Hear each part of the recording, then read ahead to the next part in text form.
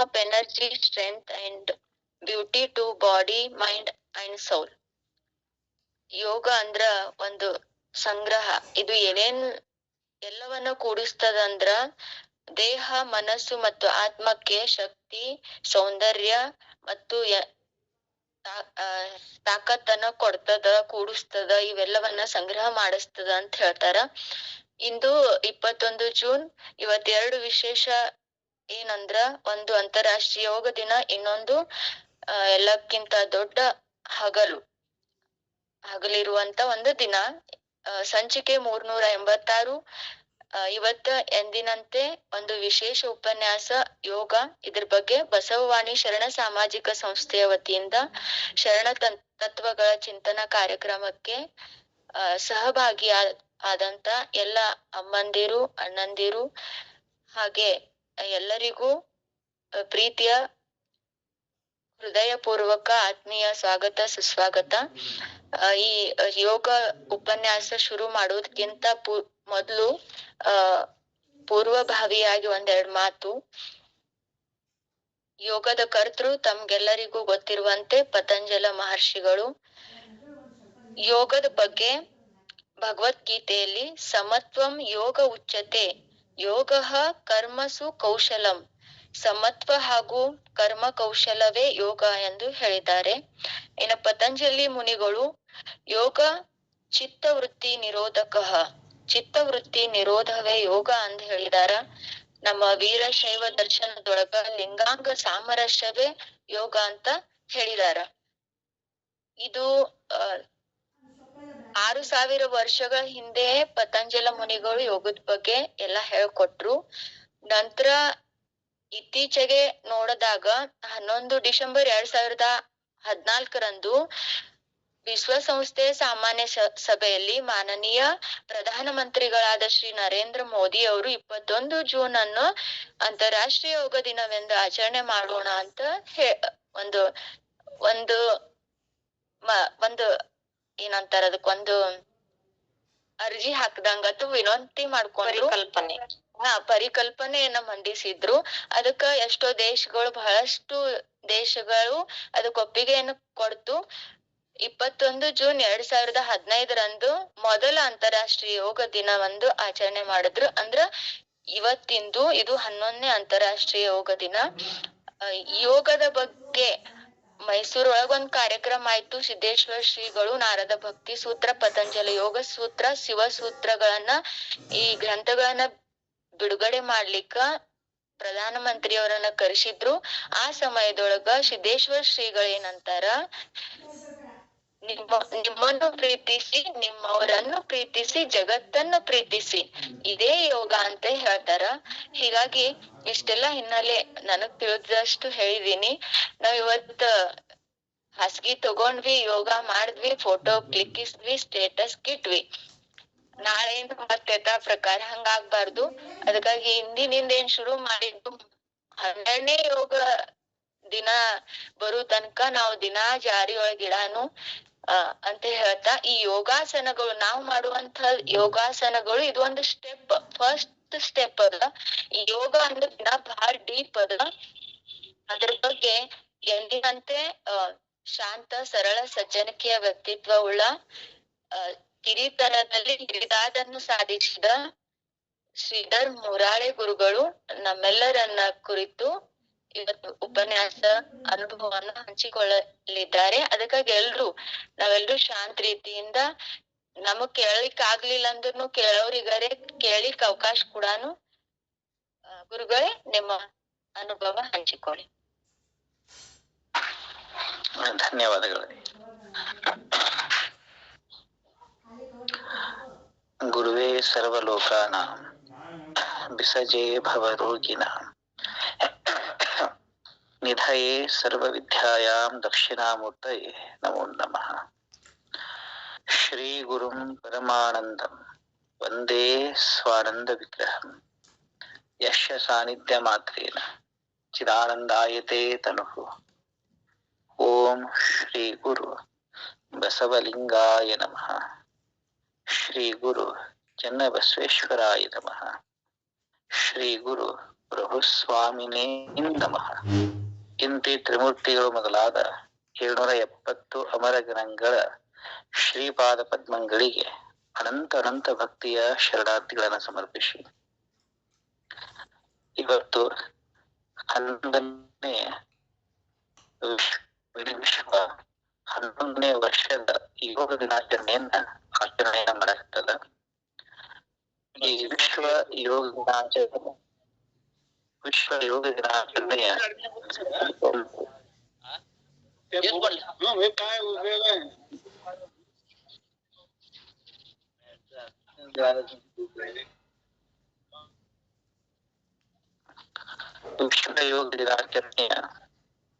ಒಂದು ಶುಭ ದಿನದಲ್ಲಿ ಇವತ್ತು ನಮ್ಮ ಪ್ರೀತಿಯ ಸಹೋದರಿಯಾಗಿರ್ತಕ್ಕಂತಹ ಸುಜಾತ ಅಕ್ಕನವರ ಒಂದು ಶರಣ ಸಾಮಾಜಿಕ ಸಂಸ್ಥೆಯ ಒಂದು ಕಾರ್ಯಕ್ರಮದಲ್ಲಿ ಇವತ್ತಿನ ಚಿಂತನದ ವಿಷಯ ಅದು ಯೋಗ.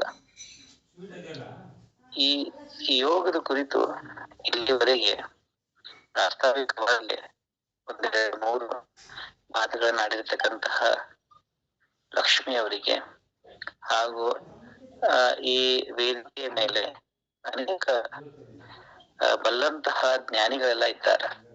ಆ ಎಲ್ಲಾ ಜ್ಞಾನಿಗಳ ಶ್ರೀಪಾದರಿಗೆ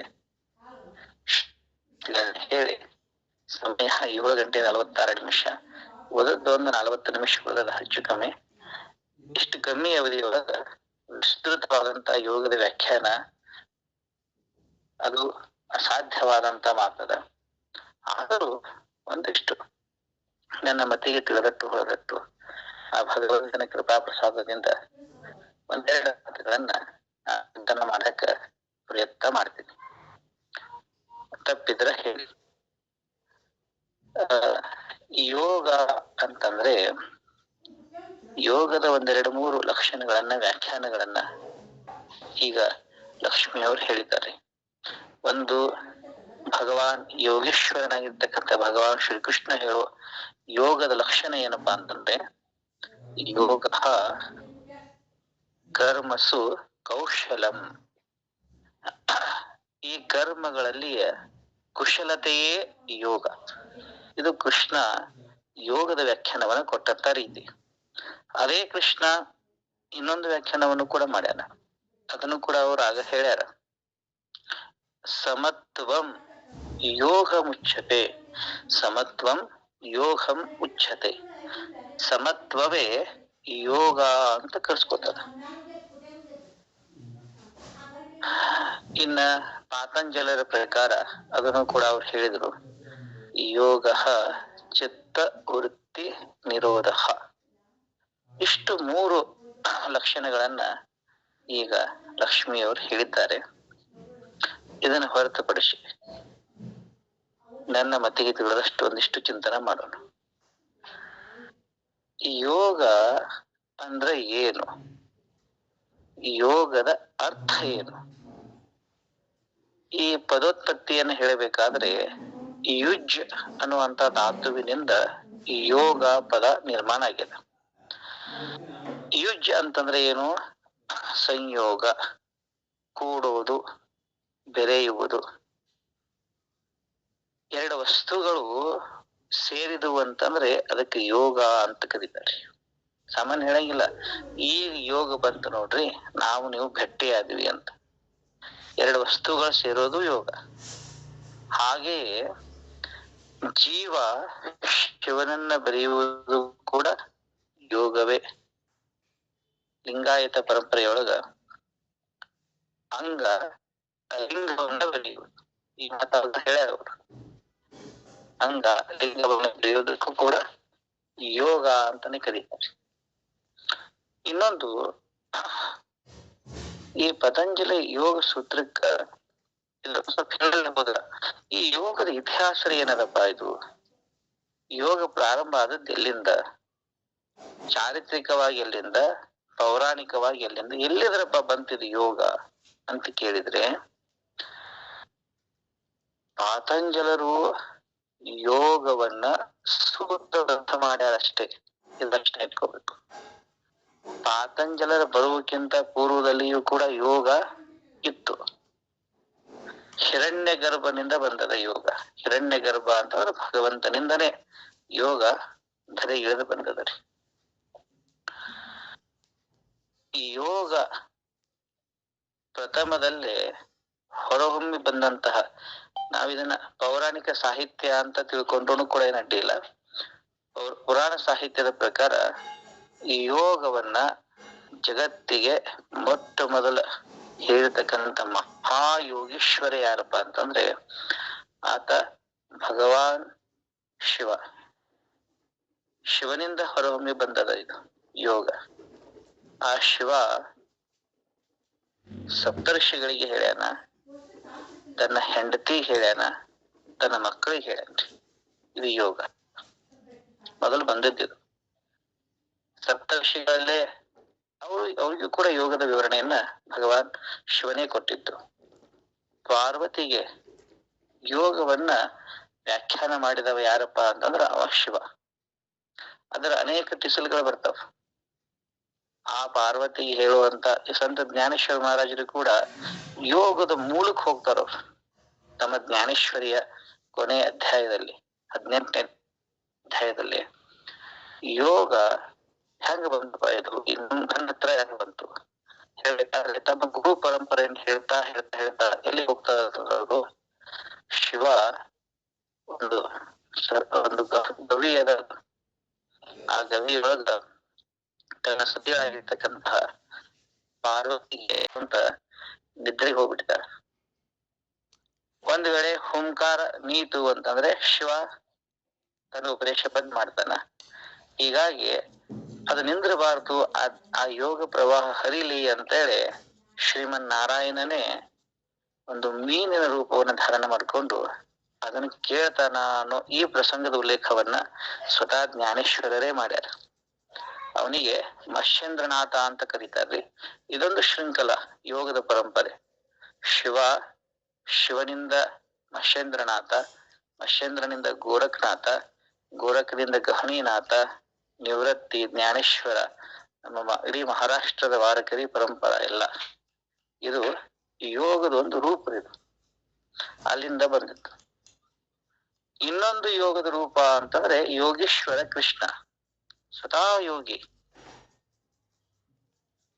ಕೃಷ್ಣ ಯೋಗೀಶ್ವರ ಅಂತ ಕರೀತೀವಿ ನಾವು. ಅವನಿಂದನೂ ಕೂಡ ಯೋಗ ಹರಿದು ಬಂದದ. ಆ ಭಗವದ್ಗೀತೆಯಲ್ಲಿಯೇ ನಿಮಗೆ ಮಜಾಶ್ರೀ ಹೇಳ್ತೀನಿ, ಯೋಗದ ಹಿನ್ನೆಲೆಯನ್ನು ಕೃಷ್ಣ ಹೇಳ್ತಾರ.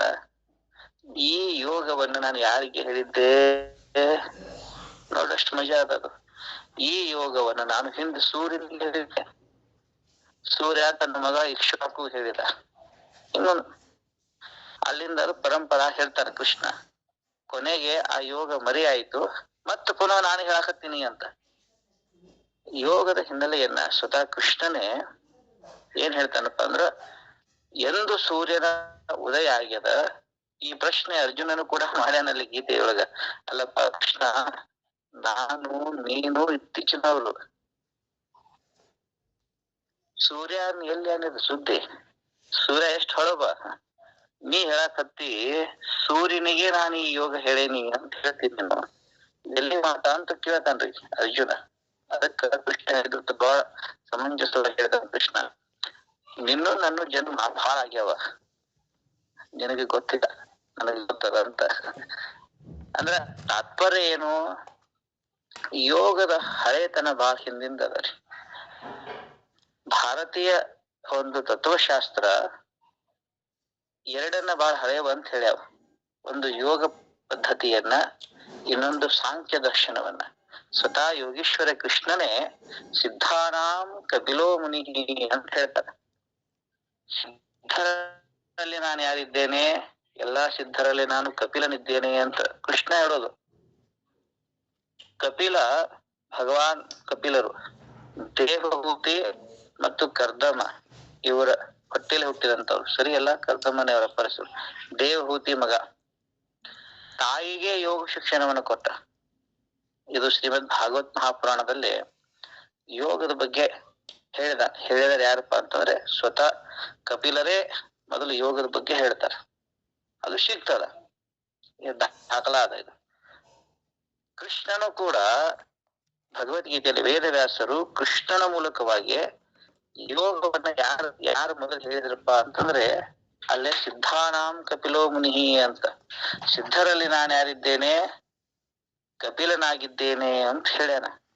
ಅಂದ್ರೆ ಏನು, ಯೋಗದ ಪೂರ್ವ ಬಹಳ ಹಳೇದದರಿ, ಬಹಳ ಹಳೇದ್ ಎಷ್ಟು ಹಳೇದ ಅಂತಂದ್ರೆ ಶಿವನೆಡೆಗೆ ಹೋಗ್ತದ. ಶಿವನಿಂದ ಹೊರಹೊಮ್ಮಿ ಬಂದಂತ ಯೋಗ ಪ್ರವಾಹ ಇದು. ಶಿವನು ಆದಿ ಇಲ್ಲ, ಅಂತನೂ ಇಲ್ಲ, ಅವ ಅನಾದಿ ಅನಂತನಿದ್ದಾನ. ಹಾಗೆ ಯೋಗಕ್ಕೂ ಕೂಡ ಆದಿ ಅನ್ನೋದಿಲ್ಲ. ಎಂದ್ ಹೇಳ್ಯಾನಂತ ಹೇಳಿನ್ರಿ, ಶಿವ ಎಂದ್ ಹೇಳ್ಯಾನಪ್ಪ ಗೊತ್ತಿಲ್ಲ. ಆದಿರ್ ನೋದ್ ನಿನೈತಿ, ಅವನ ಆದಿ ಗೊತ್ತಿಲ್ಲ. ಬಹಳ ಹಳೆಯ ಪರಂಪರ ಯೋಗ. ಅದನ್ನ ಒಂದು ಸೂತ್ರ ರೂಪವಾಗಿ ನಿರ್ಮಾಣ ಮಾಡಿದವ್ರು ಯಾರಪ್ಪ, ಆ ಶ್ರೇಯಸ್ ಯಾರಿಗೆ ಹೋಗುತ್ತ ಅಂತ ಕೇಳಿದ್ರೆ ಅದು ನಿಸ್ಸಂಶಯವಾಗಿ ಪಾತಂಜಲ ಮಹರ್ಷಿಗಳಿಗೆ ಹೋಗ್ತದ್ರಿ. ಯೋಗೇನ ಚಿತ್ತಸ್ಯ ಪದೇನ ವಾಚಾಂ ಮಲಂ ಶರೀರಸ್ಯ ಚ ವೈದ್ಯಕೇನ ಯೋಪಾಕರೋತು ಪ್ರವರಂ ಮುನೀನಾಂ ಪತಂಜಲಿಂ. ಅದು ಸ್ತೋತ್ರದಲ್ಲ, ಪ್ರಾಣತೋಸ್ಮಿ ಅಂದ್ರೆ ಏನಂತ ಅರ್ಥ, ಯೋಗೇನ ಚಿತ್ತಸ್ಯ. ಪತಂಜಲಿ ಅವ್ರು ಹೇಗಿದ್ರಪ್ಪ ಅಂತಂದ್ರೆ ಅವರು 23 ಗ್ರಂಥಗಳನ್ನ ಬರೆದಾರ. ಒಂದು ಚಿತ್ತಕ್ಕಾಗಿ ಯೋಗ ಶಾಸ್ತ್ರವನ್ನ, ವಾಣಿಗಾಗಿ ವ್ಯಾಕರಣ ಶಾಸ್ತ್ರವನ್ನ, ರೋಗಕ್ಕಾಗಿ ವೈದ್ಯ ಶಾಸ್ತ್ರವನ್ನ. ಅದಕ್ಕೆ ಅವ್ರ ಸ್ತೋತ್ರ ಹೇಳ್ಬೇಕಾದ್ರೆ ಯೋಗೇನ ಚಿತ್ತಸ್ಯ ಪದೇನ ವಾಚಾಂ ಮಲಂ ಶರೀರಸ್ಯ ಚ ವೈದ್ಯಕೇನ. ಈ 3 ಮಾತುಗಳು ಅಂದ್ರೆ ಅವರು ವೈದ್ಯರು, ನಾಲ್ಗೆಯ ವೈದ್ಯರು, ಹೆಂಗ ಮಾತಾಡಬೇಕು ಅನ್ನೋದು ಕಲಿಸಿದಾರ. ಪಾಣಿನಿ ಅನ್ನುವಂಥವ್ರು ಇದು ವ್ಯಾಕರಣ ಬರೀತಾರ. ಪಾತಂಜಲರ ಭಾಷ್ಯ ಅದ, ಅದಕ್ಕೆ ಮಹಾಭಾಷ್ಯ ಅಂತ ಕರೀತಾರೆ, ಹೌದಲ್ರಿ.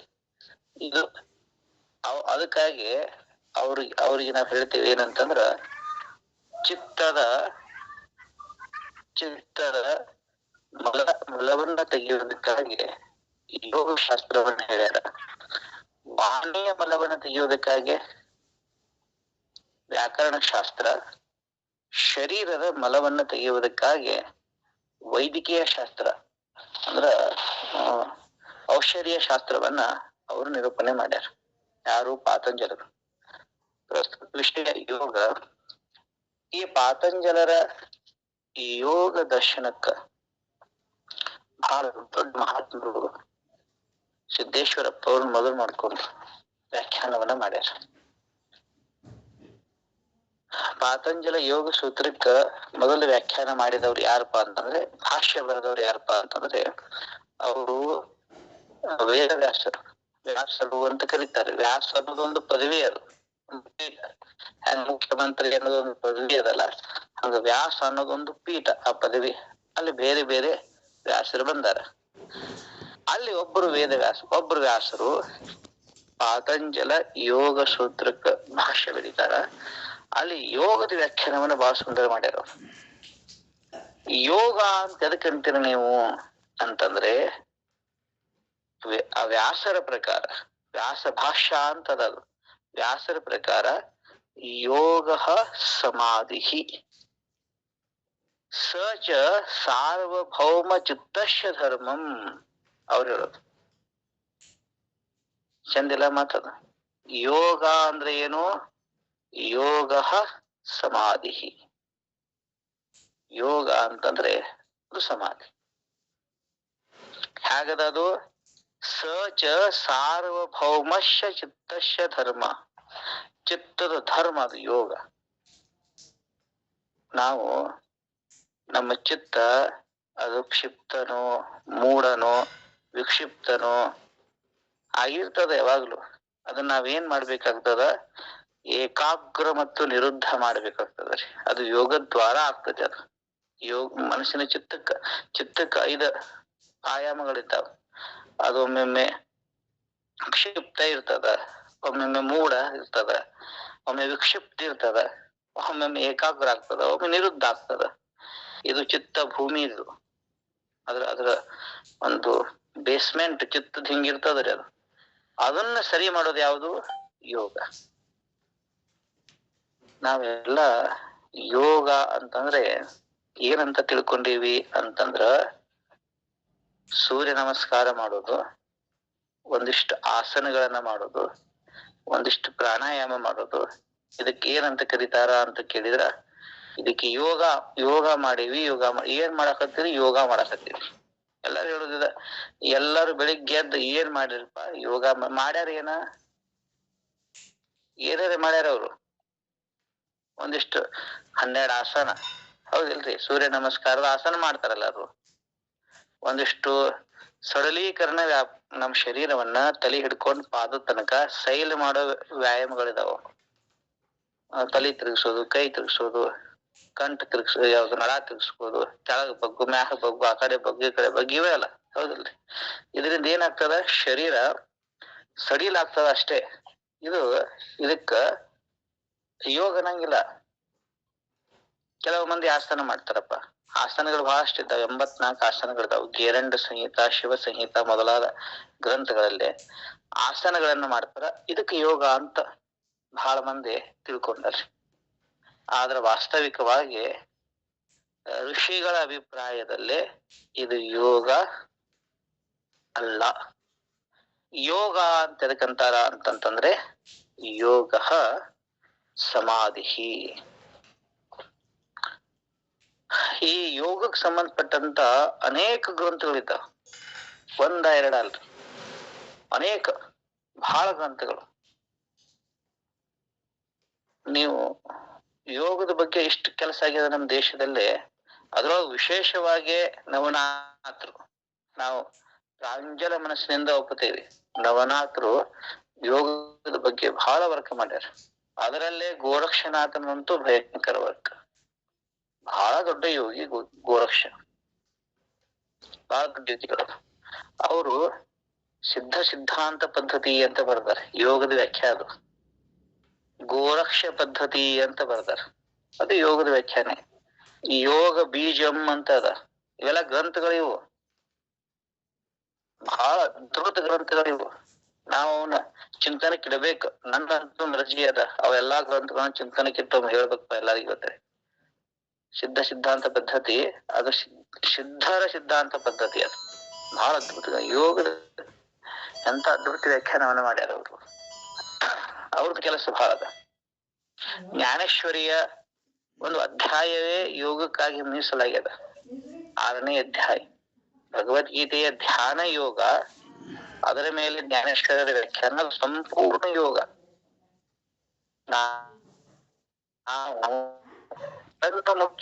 ಕಣ್ಣು ಮುಚ್ಚೆ, ನಾನು ಹೇಳೋದು ಅಭಿಪ್ರಾಯ ಅರ್ಥ ಮಾಡ್ಕೋರಿ. ಕಣ್ಣು ಮುಚ್ಚೆ ಇದಪ್ಪ ಯೋಗ ಅಂತ ಹೇಳ್ಬೋದು. ಯೋಗದ ಸ್ಥಿತಿಯನ್ನು ಹಿಂಗಿರುತ್ತ ಅಂತ ಹೇಳುವಂತ ಅನೇಕ ಗ್ರಂಥಗಳಲ್ಲಿ ಪ್ರಮುಖವಾದಂತ ಯಾವ್ದಾರು ಇತ್ತದ್ರಲ್ಲೂ ಜ್ಞಾನೇಶ್ವರಿ. ಆ ಜ್ಞಾನೇಶ್ವರ್ಯ 6ನೇ ಅಧ್ಯಾಯದ ಹಿಂದಿನ ಯೋಗದಿಂದ ಅಂತ ಹೇಳಬೇಕು. ಹಂಗದ್ರೆ ಇನ್ನು ನಮ್ ಕನ್ನಡ ನಾಡಿನೊಳಗ ನಮ್ಮನ್ನೆಲ್ಲ ಒಂದಿಷ್ಟು ಮಾತಾಡ್ಬೇಕಲ್ರಿ. ನಮ್ಮನ್ನೆಲ್ಲರಾಗ ಒಂದು ಯೋಗ ಹುಟ್ಟಿದೆ. ನ ಭೂತಂ ನ ಭವಿಷ್ಯತಿ ಅನ್ನುವಂಗ ಹಿಂದೂ ಆಗಿಲ್ಲ, ಮುಂದೆ ಆಗಂಗೂ ಇಲ್ಲ. ಯಾಕಂದ್ರೆ ಪರಿಪೂರ್ಣ ಆಗ್ಬಿಟ್ಟದ ಈಗ. ಹಂಗ ಯಾವ್ದಪ್ಪ ಅಂತಂದ್ರೆ ಅದು ಶರಣರು ಕೊಟ್ಟಿರ್ತಕ್ಕಂತಹ ಶಿವಯೋಗ. ಶರಣರ ಯೋಗ ಮತ್ತು ಎಲ್ಲಾ ನಾಥ ಯೋಗಿಗಳ ಯೋಗ ಬೇರೆ ಬೇರೆ ಅಂತ ಹೇಳುವಂತ ಬಡತ ಮೂರ್ಖರು ಬಹಳ ಮಂದಿ ಇದ್ದಾರೆ.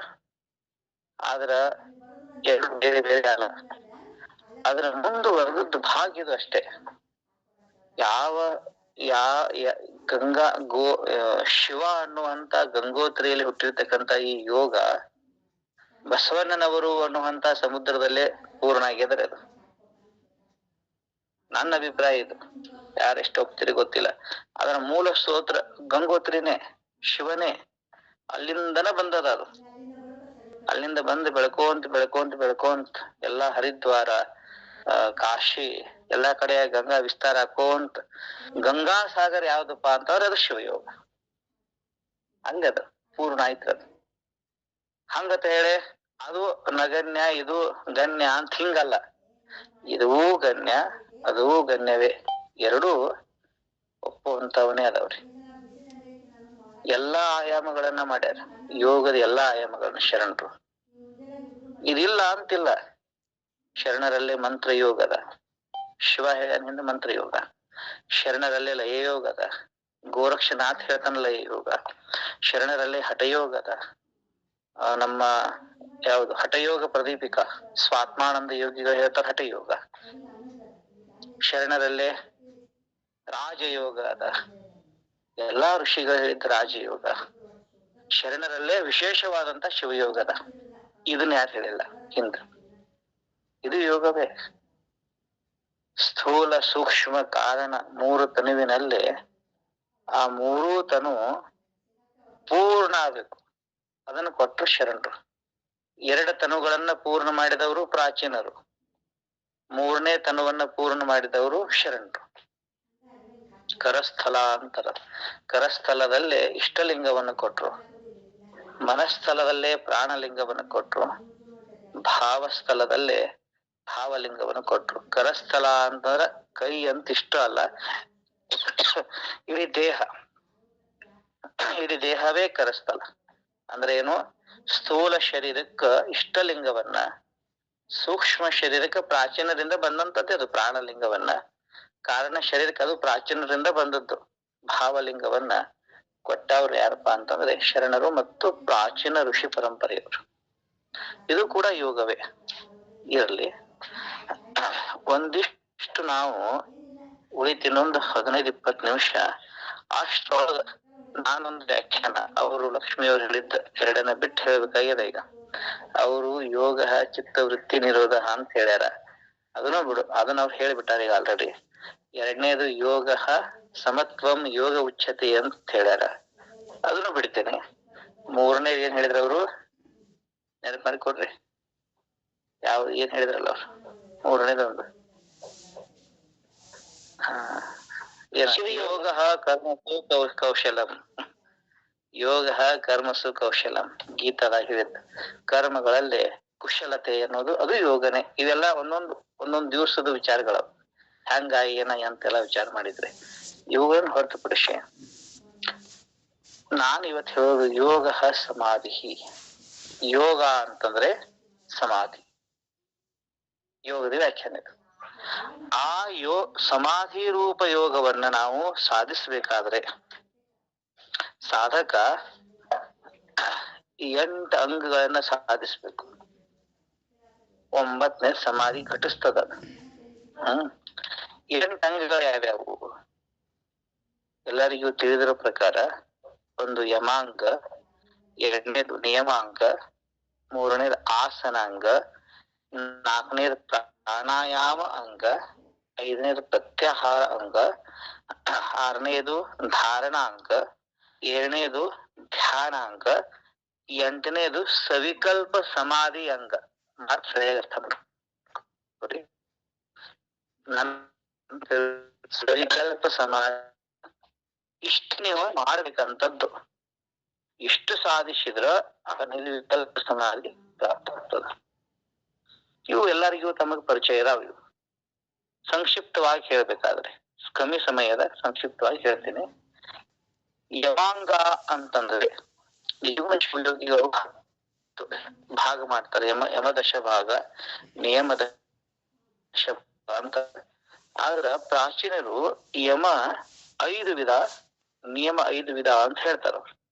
ಅಹಿಂಸಾ, ಸತ್ಯ, ಅಸ್ಥೇಯ, ಬ್ರಹ್ಮಚರ್ಯ, ಅಪರಿಗ್ರಹ, ಇವು 5 ಯಮದ ವಿಭಾಗ.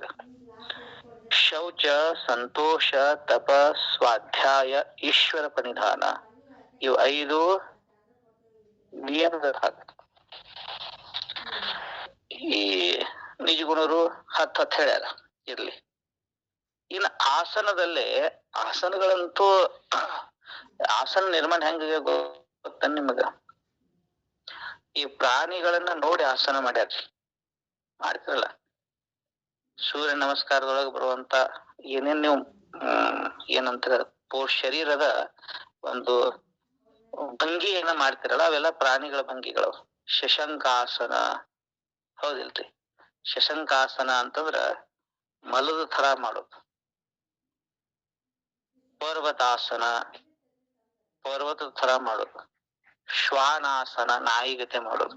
ಹೌದಿಲ್ರಿ? ಇವೆಲ್ಲ ಒಂದೊಂದು ಪ್ರಾಣಿಗಳು ಹೆಂಗ್ ಮಾಡ್ತಾವಲ್ಲ ಹಾಗೆ ಮಾಡುವಂತ ಶರೀರದ ಭಂಗಿಗಳಿವು.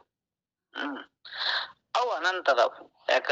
ಅನಂತ ಪ್ರಾಣಿ ವರ್ಗ ಅನಂತ ರೀತಿ ಆಸನಗಳು ಆಗ್ತಾವ.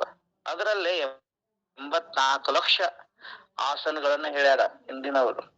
ಎಷ್ಟು ಹೇಳ್ರಿ? 84 ಲಕ್ಷ. ಯಾಕ?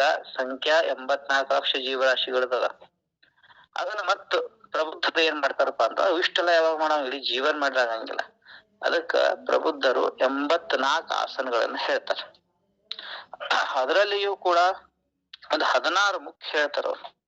ಸ್ವಸ್ತಿಕಾಸನ, ಗೋಮುಖಾಸನ, ವೀರಾಸನ, ಕೂರ್ಮಾಸನ, ಪದ್ಮಾಸನ, ಕುಕ್ಕುಟಾಸನ, ಉತ್ಥಾನಾಸನ, ಕೂರ್ಮಕಾಸನ, ಧನುಷಾಸನ, ಮತ್ಸ್ಯ, ಪಶ್ಚಿಮತಾನ, ಮಯೂರ, ಸಿಂಹ, ಭದ್ರ, ಸಿದ್ಧ ಇವೆಲ್ಲ ಇತ್ಯಾದಿ. ಹೌದಿಲ್ರಿ? ಷಣ್ಮುಖ ಶಿವಯೋಗದ ವಚನ ಹಾಕ್ಯಾರ. ಅದು ಬೇರೆ ಯೋಗ. ಯೋಗವೆಂದು ನುಡಿಯುತ್ತಿರುವರೆಲ್ಲರೂ ಯೋಗದ ಒಳಗನ ಯೋಗವನ್ನು ಯಾರೂ ಅರಿಯರಲ್ಲ ಅಂತದಲ್ಲ, ಅದು ಟಾಪಿಕ್ ಬೇರೆ ಅದ. ಅದು ಈಗ ಹೇಳೋ ಟಾಪಿಕ್ ಬೇರೆ ಅದ. ಇದು ಅಲ್ಲಿ ಹೇಳಿದ್ದ ಯಾವ್ದು? ಷಣ್ಮುಖ ಶಿವಯೋಗ. ಅಲ್ಲಿ ಮಂತ್ರ ಯೋಗ ಎದಕ್ಕಂತಾರ, ಯೋಗ ಎದಕ್ಕಂತಾರ, ಹಠಯೋಗ ಎದಕ್ಕಂತಾರ, ರಾಜಯೋಗ ಎದಕ್ಕಂತಾರ ಅನ್ನೋದು ಯೋಗದೊಳಗನ ಯೋಗ. ಅದು ಅದ್ರ ಬಗ್ಗೆ ಈಗ ನಾನು ಹೇಳಕತ್ತಿಲ್ಲ. ಇನ್ನ ಹೇಳಕತ್ತಿದ್ದ ಅದ್ರ ಬಗ್ಗೆ ಸಮಾಧಿ ಬಗ್ಗೆ ಲಕ್ಷ್ಯ ಇರ್ಬೇಕು. ವಿಷಯ ಯಾವುದು ನೀವು ಮೆಸೇಜ್ ಹಾಕ್ತಿರ್ತಿರಲ್ಲ, ವಿಷಯ ಯಾವ್ದು ಸಂಬಂಧಪಟ್ಟ ಮೆಸೇಜ್ ಹಾಕಿದ್ರ ನೋಡೋರಿಗೆ ಅನುಕೂಲ ಆಗ್ತದ. ವಿಷಯಾಂತರ ಮಾಡುವ ಮೆಸೇಜ್ ಹಾಕ್ಬಾರ್ದು. ಇರ್ಲಿ, ಅದು ಒಂಥರ ಲಾಭನ ಅದ. ಇವು ಆಸನಗಳು. ಅದ್ರೊಳಗ ಯಾವ್ದಪ್ಪ ಪ್ರಮುಖ ಆಸನ ಅಂತ ಕೇಳಿದ್ರ, ನ ಆಸನೆ ಸಿದ್ಧ ಸದೃಶ. ಋಷಿ ಹೇಳಿದ್ದು ಯೋಗದ ಬಗ್ಗೆ. ನ ಆಸನೆ ಸಿದ್ಧ ಸದೃಶ. ಸಿದ್ಧಾಸನಕ್ಕ ಸದೃಶ್ಯವಾದಂತ ಆಸನ ಇನ್ನೊಂದಿಲ್ಲ. ಅದು ಮುಕ್ತಾಸನ, ವಜ್ರಾಸನ, ಮುಕ್ತಾಸನ ಅಂತ ಕರೀತಾರೆ. ಇದಕ್ಕೆ ಸಿದ್ಧಾಸನಕ್ಕ ನ ಆಸನೆ ಸಿದ್ಧ ಸದೃಶ, ನ ಕುಂಭಕ ಸಮಬಲಂ. ಬಹಳ ಚಂದದ. ನ ಖೇಚರಿ ಸಮಾಮುದ್ರ. ಪಾರ್ವತಿ ಹೇಳಿದ್ದ ಶಿವ. ಯಾರೇ ಗಂಡ ಹೆಂಡತಿಗೆ ಮಾತು ಯಾರು ಹೇಳಿಲ್ಲ. ಆದ್ರೆ ಗಂಡ ಹೆಂಡತಿಗೆ ಹೇಳಿದ್ರೆ ಇದನ್ನ ಹೇಳ್ಯಾನ, ಮಾಡುದಿದ್ರೆ ಇದನ್ನ ಮಾಡುವಂತ. ಏನ್ ಹೇಳ್ತಾರೆ ಇಲ್ಲಿ? 84 ಆಸನದೊಳಗ ಅತ್ಯಂತ ಪ್ರಮುಖವಾದದ್ದು ಯಾವುದು? ಸಿದ್ಧಾಸನ. ಸಿದ್ಧಾಸನವನ್ನ ಬ್ರಹ್ಮಚಾರಿಗಳು ಹಾಕಬೇಕು, ಪದ್ಮಾಸನವನ್ನ ಗೃಹಸ್ಥರು ಹಾಕ್ಬೇಕಂತ ನಿಯಮ ಅದ. ಆಸನ ಸಿದ್ಧಿಸಿದ ನಂತರ, ಆಸನ ಸಿದ್ಧಿಸ್ತದಲ್ಲ, ಅದ ನಂತರ ಪ್ರಾಣಾಯಾಮದ ಅಂಗ ಬರುತ್ತ. ಸಾಮಾನ್ಯವಾಗಿ ಪ್ರಾಣಾಯಾಮ ಅದು ಪ್ರಾಕೃತ ಪ್ರಾಣಾಯಾಮ ಮತ್ತು ವೈಕೃತ ಪ್ರಾಣಾಯಾಮ ಅಂತ 2 ಪ್ರಕಾರ ಅದ. ಸ್ವಾಭಾವಿಕವಾಗಿ ನಡೆಯೋದು, ಪ್ರಕೃತಿದತ್ತವಾಗಿ ಬಂದಿರೋದು.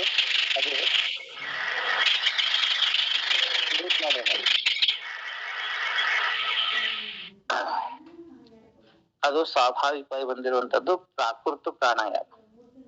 ವೈಕೃತ ಪ್ರಾಣಾಯಾಮ ಅಂತಂದ್ರೆ ಅದು ಗುರು ಉಪದೇಶದಿಂದ ಮಾಡುವಂಥದ್ದು. ಸಾಮಾನ್ಯವಾಗಿ ಇಡಾನಾಡಿಯ ಮೂಲಕ ವಾಯುವನ್ನು ಒಳಗೆ ತಗೊಳ್ಳೋದು ಪೂರಕ, ಪಿಂಗಳ ನಾಡಿ ಅಂದ್ರ ನಾಸಿಕದ ದಕ್ಷಿಣ ಛಿದ್ರದಿಂದ ವಾಯುವನ್ನು ಹೊರಗೆ ಬಿಡೋದು ರೇಚಕ, ಒಳಗೆ ಹಿಡಿಯೋದು ಕುಂಭಕ ಅಂತ ಕರೀತಾರೆ. ಆ ಪ್ರಾಣಾಯಾಮದಲ್ಲಿ ಕೂಡ ಅಗರ್ಭ ಪ್ರಾಣಾಯಾಮ, ಸಗರ್ಭ ಪ್ರಾಣಾಯಾಮ ಅಂತ 2 ಅದಾವ. ಅಂದ್ರ ಅದ್ರ ಅರ್ಥೇನ, ಪ್ರಣವ ಮಂತ್ರದ ರಹಿತವಾಗಿ ನಾವು ಪ್ರಾಣಾಯಾಮ ಮಾಡಾಕತ್ತಿದ್ವಿ ಅಂತಂದ್ರೆ ಅದು ಅಗರ್ಭ ಪ್ರಾಣಾಯಾಮ ಅಂತ ಕರ್ಸ್ಕೊತದ. ಪ್ರಣವ ಮಂತ್ರ ಸಹಿತವಾಗಿ ನಾವು ಪ್ರಾಣಾಯಾಮ ಮಾಡಾಕತ್ತಿದ್ವಿ ಅಂದ್ರೆ ಅದು ಸಗರ್ಭ ಪ್ರಾಣಾಯಾಮ ಅಂತ ಹೇಳಿಸ್ಕೊತದ. ಇದು ಪ್ರಾಣಾಯಾಮ. ಅಥವಾ 7 ಪ್ರಕಾರ ಅದಾವ. ಅದೆಲ್ಲ ಇಲ್ಲಿ ಅಪ್ರಸ್ತುತಿ. ಸದ್ಯ ಈ 3 ರೇಚಕ, ಪೂರಕ, ಕುಂಭಕ, ಕೇವಲ ಕುಂಭಕ ಅಂತ 4 ಪ್ರಾಣಾಯಾಮಗಳು. ಅದ್ರ ಇನ್ನ ಮುಂದುವರೆದ್ರೆ ಉತ್ಕ್ರಾಂತಿ, ಉತ್ಕ್ರಾಂತಿ ಪ್ರಾಣಾಯಾಮ, ಉತ್ಕರ್ಷ, ಅಪಕರ್ಷ, ಉತ್ಕ್ರಾಂತಿ, ಶೂನ್ಯ ಅಂತ ಅನ್ನೋದಾವ. ಇವೆಲ್ಲ ಹೈ ಲೆವೆಲ್ ಯೋಗ. ಇದು ಪ್ರಾಣಾಯಾಮದ ಅತ್ಯಂತ ಮುಂದುವರೆದ ಸ್ಥಿತಿ ಅದು. ಇವು ಇನ್ನ ವಿಷಯಗಳಿಂದ ಸಕಲ ಇಂದ್ರಿಯಗಳನ್ನ ಹಿಂದೆ ಸರಿಸೋದೇನದಲ್ಲ, ಇದಕ್ಕೆ ಪ್ರತ್ಯಾಹಾರ ಅಂತ ಕರೀತಾರೆ. ಆ ನಂತರ ಈ ಹಿಂದೆ ಸರಿದಂತ ಮನಸ್ಸನ್ನ ಒಂದು ಜಾಗದಾಗ ನಿಂದ್ರಿಸೋದಕ್ಕ ಧಾರಣ ಅಂತ ಕರೀತಾರೆ. ಅಂದ್ರ ಚಿತ್ತವನ್ನ ಒಂದ್ ಅರ್ಧ ಗಳಿಗೋ, 1 ಗಳಿಗೋ, 2 ಗಳಿಗೋ ಹಿಂಗ ಚಿತ್ತನ್ನ ಒಂದು ಜಾಗದಾಗ ನಿಂದ್ರಿಸೋದ್ ಕಲಿಬೇಕು. ನಮ್ಮಲ್ಲಿ ಗವಿಗಳಂತದಾವ್, ಪಂಚ ಗವಿಗಳದಾವ್. ನಾಭಿ, ಹೃದಯ, ಭ್ರೂಮಧ್ಯ, ಬ್ರಹ್ಮರಂಧ್ರ, ಶಿಖಾ, ಪಶ್ಚಿಮ ಶಿಖಾನು ಅಂತ ಈ ಪಂಚ ಗವಿಗಳಲ್ಲಿ 1 ಗಳಿಗೋ, ಅರ್ಧ ಗಳಿಗೋ, 2 ಗಳಿಗೋ ನಿಂದ್ರಿಸ್ಬೇಕಲ್ಲ. ಆ ನಿಂದ್ರಾಕೈತಂತಂದ್ರ ಅದಕ್ಕ ಧಾರಣ ಅಂತ ಕರೀತಾರ. ಇನ್ನ ಅಲ್ಲಿ ಅಂತಃಕರಣದ ಪ್ರವಾಹ ನಡೀತು, ಅಲ್ಲೇ ಸತೋತು ಹರ್ಯಾಕೈತು ಅಂದ್ರೆ ಅದಕ್ಕೆ ಧ್ಯಾನ ಅಂತ. ಇವು ಅಂದ್ರ ಉತ್ಥಾನ ಸಂಸ್ಕಾರ ತಿರಸ್ಕಾರ ಆಗಿರ್ಬೇಕು, ನಿರೋಧ ಸಂಸ್ಕಾರ ಪ್ರಕಟತ್ವದಿಂದ ಅಂತಃಕರಣ ಏಕಾಗ್ರ ಆಗ್ತದ. ಇದಕ್ಕ ಸಮಾಧಿ ಅಂತ. ಆಯ್ತಾ? ಈ ಸಮಾಧಿಯೊಳಗ ನಾನು ಮುಖ್ಯವಾಗಿ ಹೇಳ್ಬೇಕಾಗಿದ್ದ ಯಾವುದು, ಇವು ಅಂಗಗಳದು. ಯೋಗ ಸಮಾಧಿ ಅಂತ ಹೇಳಿ ನಾನು. ಈ ಸಮಾಧಿಯೊಳಗ 2 ಪ್ರಕಾರ ಅದ. ಮುಖ್ಯ ಇದು ನಾನು ಹೇಳ್ಬೇಕಾದ್ರೆ ಯೋಗ ಅಂದ್ರೆ ಇದು. ಇವೆಲ್ಲ ಸುಮ್ನ ಪರಿಚಯ ಮಾಡಿದ ನಿಮಗೆ. ಯಮ, ನಿಯಮ, ಆಸನ ಇವೆಲ್ಲ ಪರಿಚಯ. ಮುಖ್ಯ ಹೇಳ್ಬೇಕಾದ್ರು ಸಮಾಧಿ. ಈ ಸಮಾಧಿಯೊಳಗ 2 ಪ್ರಕಾರ ಅದಾವ. ಒಂದು ಸವಿಕಲ್ಪಕ ಸಮಾಧಿ, ಇನ್ನೊಂದು ನಿರ್ವಿಕಲ್ಪಕ ಸಮಾಧಿ. ಸವಿಕಲ್ಪಕ ಸಮಾಧಿ ಅಂತಂದ್ರೆ ಅಲ್ಲೇ ಜ್ಞಾತ, ಜ್ಞಾನ, ಜ್ಞೇಯ ಈ ತ್ರಿಪುಟಿಯ ಭಾನ ಇರ್ತದ. ಆ ನಂತರ ಅದ್ವಿತೀಯ ಬ್ರಹ್ಮದಲ್ಲಿ ಅಂತಃಕರಣ ವೃತ್ತಿ ಸ್ಥಿತಿ ಇರ್ತದ.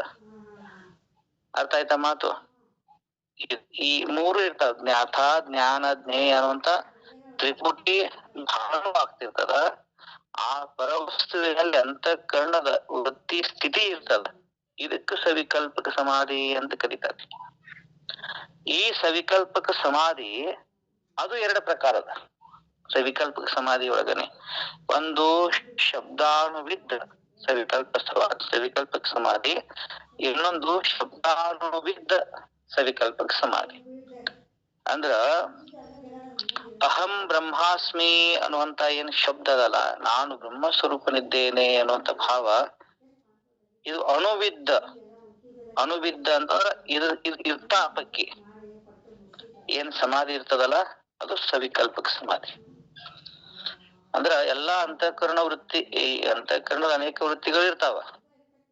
ಇವೆಲ್ಲವೂ ಹೋಗಿರ್ತಾವು. ಅಹಂ ಬ್ರಹ್ಮಾಸ್ಮಿ ಅನಾತ್ಮಕಾರ ವೃತ್ತಿಗಳೆಲ್ಲ ಹೋಗಿ ಕೇವಲ ನಾನು ಬ್ರಹ್ಮಸ್ವರೂಪನಿದ್ದೇನೆ ಅನ್ನುವಂತ ಈ ವೃತ್ತಿ ಮಾತ್ರ ಇತ್ತು. ಇದಕ್ಕೇನಂತ ಕರೀತಾರೆ? ಶಬ್ದಾನುವಿದ್ದ ಸವಿಕಲ್ಪಕ ಸಮಾಧಿ.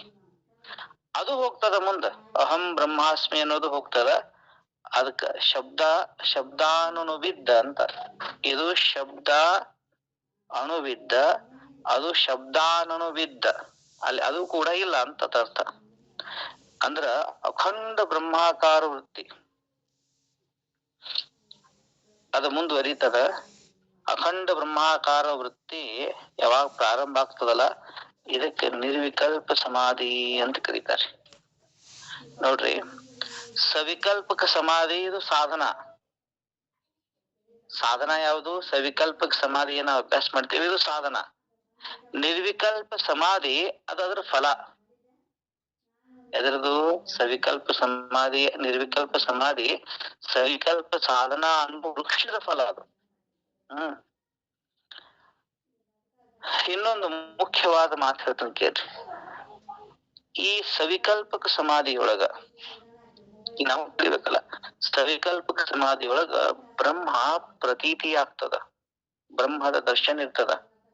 ನಿರ್ವಿಕಲ್ಪ ಸಮಾಧಿಯೊಳಗ ಏನೂ ಇಲ್ಲ, ಬ್ರಹ್ಮದ ಪ್ರತೀತಿನೂ ಇಲ್ಲ, ಏನೂ ಇಲ್ಲ, ನಾನು ಇಲ್ಲ, ಜ್ಞಾತ ಇಲ್ಲ, ನೀ ಇಲ್ಲ, ಏನು ಇಲ್ಲ. ಸಮಾಧಿ. ನಿದ್ದಿಗೆ ಮತ್ತು ಇದಕ್ಕೆ ಏನು ವ್ಯತ್ಯಾಸ?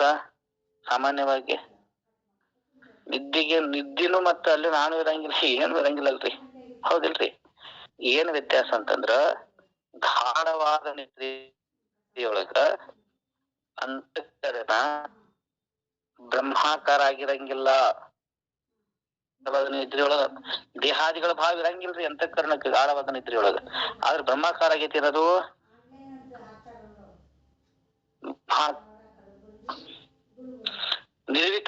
ಇದ್ರ ಏನದ ನಿರ್ವಿಕಲ್ಪ ಸಮಾಧಿಯಲ್ಲೇ ಅಂತಃಕರಣ ಬ್ರಹ್ಮಾಕಾರ ವೃತ್ತಿ ಇರ್ತದ, ಅದ ಪ್ರಕಟ ಆಗಂಗಿಲ್ಲ. ಐತಿಲ್ರಿ? ಇನ್ನ ಎರಡರೊಳಗೂ ಆನಂದ ಆಗ್ತದ. ಗಾಢವಾದ ನಿದ್ರೆಯೊಳಗೂ ಆನಂದ ಆಗ್ತದ, ನಿರ್ವಿಕಲ್ಪ ಆನಂದ. ಏನ್ ವ್ಯತ್ಯಾಸರಿಪ್ಪ ಗಾಢವಾದ ನಿದ್ರೆಗೆ ಮತ್ತು ಸಮಾಧಿಗೆ? ಹೌದಿಲ್ರಿ? ಗಾಢವಾದ ನಿದ್ರೆಯೊಳಗ ಆನಂದ ಏನೈತಲ್ಲ, ಬ್ರಹ್ಮಾನಂದ, ಆ ಬ್ರಹ್ಮಾನಂದವನ್ನ ಅಜ್ಞಾನ ಮುಚ್ಚಿ ಬಿಟ್ಟದ್ರಿ, ತೋರ್ದಂಗ ಮಾಡ್ಯದ. ಗಾಢವಾದ ನಿದ್ರೆಯೊಳಗ ಆನಂದ ಏನೋ ಆಗ್ತತಿ, ಆದ್ರ ಬ್ರಹ್ಮದ ಆನಂದ ಕಾಣಂಗಿಲ್ಲ. ಅದ ಸಮಾಧಿಯಲ್ಲಿ ಬ್ರಹ್ಮದ ಆನಂದ ಆಗ್ತದ್ರಿ. ತಿಳಿತಿಲ್ರಿ? ಸುಸುಪ್ತಿಗೆ ಈಗ ನಿದ್ದೆ ಹೊಡ್ಯಾತಾನೋ ಏನ್ ಸಮಾಧಿ ಸ್ಥಿತಿಯಾಗದಾನೋ ಕುರ್ತ ಹೆಂಗ್ ಹಿಡಿತೀರಿ? ಹೌದಿಲ್ರಿ? ಇದು ಕೂಡ ಒಂದು ಪ್ರಶ್ನೆ ಕಾಡ್ತಿರ್ತದ. ಕುಂತಿರ್ತಾರ, ನಿದ್ದೆ ಹೊಡ್ಯಾತಾರೋ ಸಮಾಧಿ ಅದಾರೋ, ಹೆಂಗ್ ಗೊತ್ತಾಡಿರೋದು? ನಿದ್ರಿತ ಮನುಷ್ಯನ ಶರೀರ ಬೀಳ್ತದ ಜೋಲಿ ಹೋಗಿ, ನೋಡಿರಲ್ಲ ಸಣ್ಣ ನೋಡೋರು ಹಿಂಗ ತುಂಬಿಸ್ಕೊ ಹಿಂಗ ಬೀಳ್ತಾವ. ಆದ್ರೆ ಸಮಾಧಿ ಮನುಷ್ಯನ ಶರೀರ ಬೀಳುದಿಲ್ಲ. ಇದು ಲಕ್ಷಣ ಇಟ್ಕೋಬೇಕಿತ್ತು. ಅರ್ಥ ಆಯ್ತಿಲ್ರಿ? ಇನ್ನ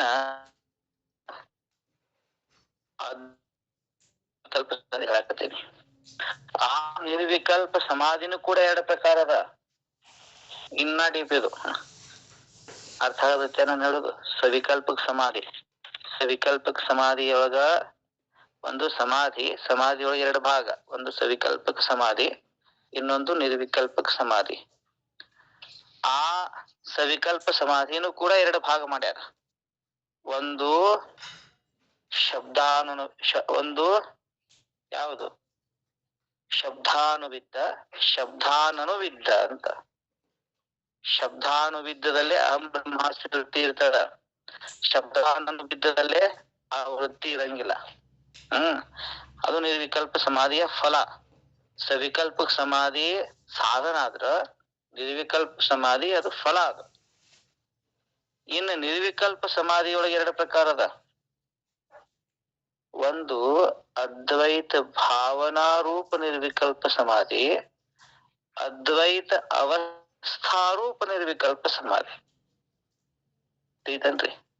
ಅದ್ವೈತ ಭಾವನಾರೂಪ ನಿರ್ವಿಕಲ್ಪ ಸಮಾಧಿ ಅಂತಂದ್ರ ಅದ್ವೈತ ಬ್ರಹ್ಮಾಕಾರವಾಗಿರ್ತಕ್ಕಂಥ ಯಾವ ಅಂತಃಕರಣದ ವೃತ್ತಿ ಇರ್ತದ, ಆ ವೃತ್ತಿ ಸಹಿತವಾಗಿತ್ತಂದ್ರ ಅದ್ವೈತ ಭಾವನಾರೂಪ ನಿರ್ವಿಕಲ್ಪ ಸಮಾಧಿ. ಒಂದು ಅದ್ವೈತ ಭಾವನಾರೂಪ ನಿರ್ವಿಕಲ್ಪದ ಅವಸ್ಥಾರೂಪ ಬೇರೆ. ಅವಸ್ಥಾರೂಪದ ಹೆಂಗಾಗ್ತದ, ಈ ಅವಸ್ಥೆಯೊಳಗ ಬ್ರಹ್ಮಾಕಾರ ವೃತ್ತಿ ಶಾಂತಿ ಹೋಗ್ತದೆ. ಅಹಂ ಬ್ರಹ್ಮಾಸ್ಮಿ ಅನ್ನೋ ವೃತ್ತಿನೂ ಹೋಗಿರ್ತದೆ. ಅಲ್ಲಿ ಏನು ಇರಂಗಿಲ್ಲ, ಸ್ಥಿತಿ ಇರ್ತದ. ಅಲ್ಲಿ ಅದ್ವೈತ ಅವಸ್ಥಾರೂಪ ಅಂತಾರ ಅದಕ್ಕೆ. ಅದ್ವೈತ ಅವಸ್ಥಾರೂಪ ನಿರ್ವಿಕಲ್ಪ ಸಮಾಧಿ. ಇದು ಶಿವಜೀವರ ಏಕತ್ವ ಸ್ಥಿತಿ.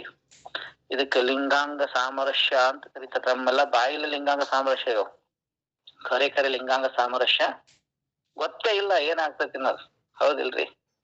ಬಾಯಿಲೆ ಹೇಳೋದು ಸುಮ್ಮನ ಅಂಗ ಲಿಂಗ ಶಿವ ಜೀವ ಏಕ. ಇವ್ರಿನ್ನ ಹಿಂಗ ಹೇಳವ್ರು ಮೊದಲು ಕೇವಲ ಕುಂಭಕ್ ಸಾಧಿಸ್ರಿ, ಆ ನಂತರ ಪ್ರತ್ಯಾಹಾರ ಮಾಡ್ರಿ, ಧಾರಣ ಮಾಡ್ರಿ. ಒಂದು ಗಳಿಗೆ, ಎರಡು ಗಳಿಗೆ, ಮೂರು ಗೊತ್ತಾಗುತ್ತ ನಮ್ ಕೆಪಾಸಿಟಿ ಎಷ್ಟಾಗುತ್ತೆ. ಆ ನಂತರ ಧ್ಯಾನಕ್ಕೆ ಹೋಗ್ರಿ, ಆ ನಂತರ ಸವಿಕಲ್ಪಕ್ಕೆ ಬರ್ರಿ, ಆ ನಂತರ ನಿರ್ವಿಕಲ್ಪಕ್ಕೆ ಹೋಗ್ರಿ. ಆ ಭಾವನಾ ರೂಪ ಆಗಲಿ, ಆ ನಂತರ ಅವಸ್ಥಾ ಬರ್ತದ. ಅಂದಾಗ ಶಿವಜೀವರ ಏಕತ್ವ ಆಗ್ತದ. ಇದು ಯೋಗ ಪದದ ಅರ್ಥ. ಇದು ಶರಣರು ಇದ್ರ ಮುಂದುವರೆದ ಸ್ಥಿತಿ ಹೇಳ್ತಾರ. ಇನ್ನ ಇಷ್ಟಂತೂ ಐತೆ ಮೊದಲಿಂದ ಬಂದದ್ದು. ಶರಣರು ಹೇಳುದು ಇದ್ರ ಇನ್ನ ಇದನ್ನ ಇಷ್ಟ ಆಯ್ತುಪ್ಪ, ಮುಂದ್ ಹೆಂಗ ಇನ್ನ ಅಲ್ಲಿಂದ ಮತ್ ಹೊಳ್ಳಿ ಶರೀರನ ಬ್ಯಾಕ್ ಬಿಡ್ತಿ ಅಂತಾರ ಅವ್ರು. ಶರೀರನ್ನು ಕೂಡ ಲಿಂಗಮಯ ಮಾಡು. ಹೈಯೆಸ್ಟ್ ಮೆಥಡ್ ಅದರ ಇದು. ನಿನ್ನ ಕಣ್ಗಳು ಶಿವಲಿಂಗವಾಗಲಿ, ನಿನ್ನ ನಾಸಿಕ ಆಚಾರ ಲಿಂಗವಾಗಲಿ, ನಿನ್ನ ಜಿಹ್ವಾ ಗುರುಲಿಂಗವಾಗಲಿ, ನಿನ್ನ ಚರ್ಮ ಯಾವ ಲಿಂಗ? ಚರ್ಮ ಯಾವ ಲಿಂಗ ರೀ? ಜಂಗಮ ಲಿಂಗವಾಗಲಿ. ನಿಮ್ಮ ಕಿವಿ ಪ್ರಸಾದ ಲಿಂಗವಾಗಲಿ. ನಿಮ್ಮ ಕೈಗಳು ಎಲ್ಲ ಹೇಳ್ಕೊತಾರೆ. ಕೈಗಳು, ಕಾಲ್ಗಳು, ಶರೀರ ಎಲ್ಲಿ ಮಠ ಅದ ಅಂತಂದ್ರೆ ನಾನು ಸ್ಥೂಲ ಶರೀರ, ಸೂಕ್ಷ್ಮ ಶರೀರ, ಕಾರಣ ಶರೀರ, ಸಂಪೂರ್ಣ ಲಿಂಗ ಆಗಲಿ ಅಂತಾರ. ಇದು ಅದ್ರ ಮುಂದುವರೆದ ಭಾಗ. ಅಟ್ ಸರಳ ಇಲ್ಲ ಶಿವಯೋಗ, ಬಹಳ ಎಕ್ಸ್ಟ್ರಾರ್ಡಿನರಿ ಅದರ. ಮತ್ತ ಎಕ್ಸ್ಟ್ರಾರ್ಡಿನರಿ ಐತಿ ಅಂತೇನೆ ಅದನ್ನ ಎಲ್ಲರೂ ಒಪ್ಪುತ್ತಾರ್ರಿ. ನಮ್ಮಲ್ಲಿ 36 ವರ್ಷ ಸಾಧನ ಆಯ್ತದ ನಮ್ಮ ಇಲ್ಲಿ ಕರ್ನಾಟಕದೊಳಗ. ಇತಿಹಾಸದ ಪ್ರಕಾರ ಆದ್ರೆ ಬರೇ 36 ವರ್ಷ. ಜಾಗತಿಕ ಇತಿಹಾಸದಲ್ಲಿ ಭಗವಾನ್ ಬುದ್ಧ ದೇವರು ಬಂದ್ರು. ಬುದ್ಧ ದೇವರಿದ್ದಾಗ ಸಾವಿರಾರು ಮಂದಿ, ಲಕ್ಷಾಂತರ ಮಂದಿ ಮನಿ ಬಿಟ್ಟು ಬಂದ್ರು. ಅವರು ಸನ್ಯಾಸತ್ವವನ್ನು ಹೊಂದಿದ್ರು. ಎಲ್ಲರೂ ಬುದ್ಧಂ ಶರಣಂ ಗಚ್ಚಾಮಿ ಅಂತಂದ್ರು, ಧಮ್ಮಕ್ ಶರಣಾಗತ ಆದ್ರು, ಸಂಘಕ್ ಶರಣಾಗತರಾದ್ರು, ಪ್ರಾಪ್ತರು ಆದ್ರು, ಬುದ್ಧತ್ವವನ್ನು ಹೊಂದಿದ್ರು. ಅಲ್ರಿ, ನೀ ಯಾವ ಕಾಯಕ ಮಾಡು, ಬೆಕ್ಕದ್ ಮಾಡು, ಅಲ್ಲಿ ಹಂಗಿರಕ್ಕಿಲ್ಲ. ಬುದ್ಧನ ಕಾಲ್ಕಿರ್ತಿ ನೀ ಹಿಂಗ ಬರ್ಬೇಕು, ಇದೇ ಅಷ್ಟಾಂಗದಾಗ ನಡಿಬೇಕು. ಇಲ್ಲಿ ನೀ ಹೊಲ ಮಾಡ್ತಿ ಮಾಡು, ಹೌದಿಲ್ರಿ? ಚಪ್ಪಲಿ ಹೊಲಿತಿ ಹೊಲಿ, ಯಾನ್ ಮಾಡ್ತಿ ಮಾಡು, ಕೃಷಿ ಮಾಡ್ತಿ ಮಾಡು, ನೌಕರಿ ಮಾಡ್ತಿ ಮಾಡು, ಮಂತ್ರಿಗಿರಿ ಮಾಡ್ತಿ ಮಾಡು, ಏನ್ ಮಾಡ್ತಿ ಮಾಡು, ನೀನು ಶಿವನಾಗಬಲ್ಲೆ ಅಂತ ಕೊಟ್ರು. ವ್ಯತ್ಯಾಸ ಇದ ಪ್ರಾಚೀನರಿಗೆ ಈಗಿದ್ದಕ್ಕ. ಅಲ್ಲೇ ಪ್ರಾಚೀನರಲ್ಲೇ ಸ್ವಲ್ಪ ವ್ಯವಸ್ಥೆ ಇತ್ರಿ. ಹಿಂಗಿರ್ಬೇಕು, ಇವ ಅಧಿಕಾರಿ ಇವ ಅನಧಿಕಾರಿ ಅಂತ ಹಿಂಗೆಲ್ಲ ಇತ್ತು. ಶರಣರು ಹೇಳ್ಯಾರ ಮತ್ತೆ ಇವ ಅಧಿಕಾರಿ ಇವ ಅನಧಿಕಾರಿ ಅಂತಾರೆ. ಆದ್ರ ಹಂಗಿಲ್ಲ, ಅಷ್ಟು ಗಟ್ಟಿ ಮುಟ್ಟಾದಿಲ್ಲ. ಸಡಲಿಕೆ ಮಾಡಿದ್ರಲ್ಲ. ಹೆಣ್ಣ ನೀನು ಮಾಡು. ಅಲ್ರಿ, ಬಹಳಷ್ಟು ಮಂದಿ ಬ್ರಾಹ್ಮಣರು ಹೆಣ್ಮಕ್ಳಿಗೆ ಗಾಯತ್ರಿ ಉಪದೇಶ ಮಾಡ್ತಾರೇನ್ರಿ? ಮಾಡ್ತಾರ? ಗಾಯತ್ರಿ ಮಂತ್ರ ಉಪದೇಶ ಮಾಡುದಿಲ್ಲ. ಈ ಮಧ್ವ ಪರಂಪರೆದವ್ರಂತೂ ಒಟ್ಟೆ ಮಾಡಂಗಿಲ್ಲ. ಬಹಳ ಕರ್ಮಿಷ್ಠ ಜನಾಂಗ ಅದು. ಕರ್ಮ ಪ್ರಧಾನವನ್ನು ಒಪ್ಪದವ್ರು ಮಧ್ವ ಪರಂಪರೆಯವ್ರು. ಶಂಕರಾಚಾರ್ಯರ ಪರಂಪರೆ ಬೇರೆ.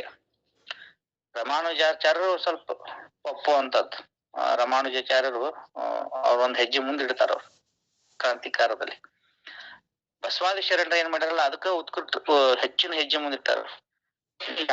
ಹೆಣ್ಮಗಳಿರು, ಗಂಡ್ಮಗಳಿರು ನೋಡ್ರಿ, ಹೆಣ್ಮಕ್ಳಿಗೆ ಮಾಸಿಕ ಧರ್ಮ ಅಂತ ಆಗ್ತದ.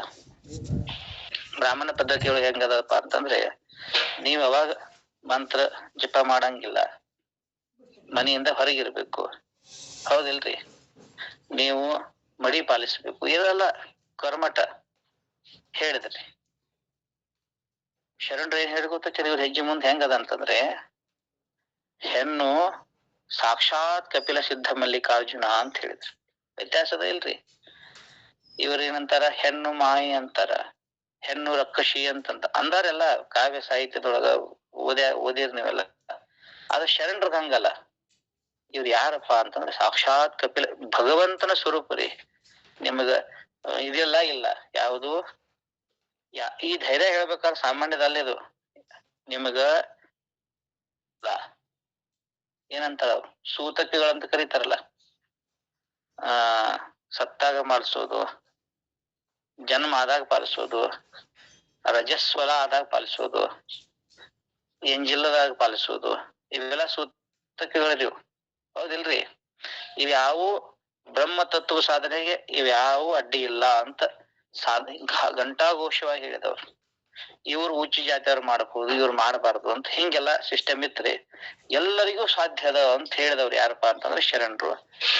ಎಲ್ಲಿ ಮಠ ಮಾಡಿರಪ್ಪ ಅಂತಂದ್ರೆ, ಅಂಗವನ್ನೇ, ಶರೀರವನ್ನೇ ನನ್ನ ಮಾತು ಬಹಳ ಎಚ್ಚರಿಕೆಯಿಂದ ಮತ್ತು ಲಕ್ಷ್ಯಪೂರ್ವಕ ಹೇಳಕತ್ತೇನೆ. ಶರೀರವನ್ನೇ ಲಿಂಗದಲ್ಲಿ ಲೀನ ಮಾಡಿದ್ರು, ಸಾಯಲಿಲ್ಲ ಅವರು. ಶರೀರವನ್ನೇ ಲಿಂಗದಲ್ಲಿ ಲೀನ ಮಾಡಿದ್ರು. ಇದು ಬಹಳ ದೊಡ್ಡ ವಿಜ್ಞಾನ ಅದ್ರಿ, ಈ ಯೋಗದ ವಿಜ್ಞಾನ ಇದೆ. ಈ ಹೊರಗಿನ ವಿಜ್ಞಾನ ಜೋಡಿಸ್ಬೇಡ್ರಿ, ಹಂಗ ಮಾಡಿದ್ರು. ಈಗ ಶರಣರು ಕೊಟ್ಟಂತ ಪೂರ್ವ ಯೋಗ ಇದು. ನನ್ನ ಒಂದು ಪ್ರಾರ್ಥನೆ ಏನಪ್ಪ ಅಂತಂದ್ರೆ, ಎಲ್ಲ ಇಲ್ಲಿ 70 ಜನ ಇದ್ದೀರಿ, 70 ಮನೆಯವ್ರು ಕೇಳಾಕತ್ತೀರಿ, ಸಣ್ಣವ್ರು ಇದ್ದೀರಿ, ದೊಡ್ಡವ್ರು ಇದ್ದೀರಿ, ಹಿರಿಯರಿದ್ದೀರಿ, ಕಿರಿಯರಿದ್ದೀರಿ, ವಿದ್ವಾಂಸರಿದ್ದೀರಿ, ಜ್ಞಾನಿಗಳಿದ್ದೀರಿ, ಸಾಧಕರಿದ್ದೀರಿ, ಯೋಗಿಗಳಿದ್ದೀರಿ, ಎಲ್ಲರೂ ಇಲ್ಲಿದ್ದೀರಿ. ತಮ್ಮೆಲ್ಲ 70 ಕುಟುಂಬದ ಸರ್ವ ಸದಸ್ಯರಲ್ಲೇ, ನಿಮ್ಮ ಮನೆಯವರಲ್ಲೇ ಎಲ್ಲರಿಗೂ ನಾನು ನಿಮ್ಮ ಪಾದಗಳಿಗೆ ಹನಿ ಹಚ್ಚಿ ಏನ್ ಕೇಳ್ತಂತ ಅಂತಂದ್ರೆ, ಇವತ್ತಿನ ದಿನ ತಾವೆಲ್ಲರೂ ಒಂದಿಷ್ಟು ನಮ್ಮ ಬಸವಣ್ಣವ್ರನ್ನ ನೋಡ್ರಿ, ಚನ್ನಬಸವಣ್ಣನವ್ರನ್ನ ನೋಡ್ರಿ, ಶ್ರೀಮಾನ್ ಭೀಮಾ ಶಿವಯೋಗಿಗಳನ್ನ ನೋಡ್ರಿ, ಸರ್ವಭೂಷಣರನ್ನ ನೋಡ್ರಿ. ನಮ್ಮ ನಾಡಿನ ಯೋಗಿದು. ನಾವು ಹೊರದಿಂದ ಪಾಠಗಳನ್ನ ಓದ್ತೇವೆ, ನಮ್ಮ ಇಡುಗುಂಡ್ರನ್ನ ಓದಂಗಿಲ್ಲ, ಹೌದಲ್ರಿ? ಬೇರೆ ಪ್ರದೇಶದವ್ರನ್ನ ಓದ್ತೇವೆ, ನಮ್ಮ ಶರಣರ ವಚನಗಳನ್ನ ಓದಂಗಿಲ್ಲ. ನಮ್ಮ ನಾಡಿನ ಯೋಗ, ನಮ್ಮ ಮಣ್ಣಿನ ಯೋಗ, ನಮ್ಮ ಮನೆ ಯೋಗ ಇದು. ಇದನ್ನ ನೀವು ಪ್ರಾಕ್ಟಿಕಲ್ ಆಗಿ ಅಭ್ಯಾಸ ಮಾಡ್ರಿ. ಈ ಯೋಗವನ್ನು ಕೂಡ ಜನಮಾನಸಗಳ ಮುಟ್ಸಕ್ ಪ್ರಯತ್ನ ಮಾಡ್ರಿ ಅಂತ ಹೇಳ್ತಾ, ಸರ್ವರಿಗೂ ಈ ಪ್ರಧಾನ ಮಂತ್ರಿ ನರೇಂದ್ರ ಮೋದಿ ಅವರಿಂದ ಏನ ಆಯೋಜನೆಗೆ ಬಂದು ಇಡೀ ವಿಶ್ವದಂತ ಬೆಳೀತಲ್ಲ, ಈ ನಮ್ಮ ಯೋಗ ದಿನಾಚರಣೆಯ ಶುಭಾಶಯಗಳನ್ನ ಹೇಳ್ತಾ, ನಾವು ಇನ್ನೊಂದು ದಿನಾಚರಣೆ ವಿಶ್ವ ಯಾವ್ದಪ್ಪ ಅಂತಂದ್ರೆ ತಂತ್ರ ದಿನಾಚರಣ. ಅದು ಒಂದು ದಿನಾಚರಣೆ ಅದ, ಅದ್ರದ್ದು ಕೂಡ ಶುಭಾಶಯಗಳನ್ನ ಹೇಳ್ತಾ ಎಲ್ಲರಿಗೂ ಶರಣಾರ್ಥಿಗಳು.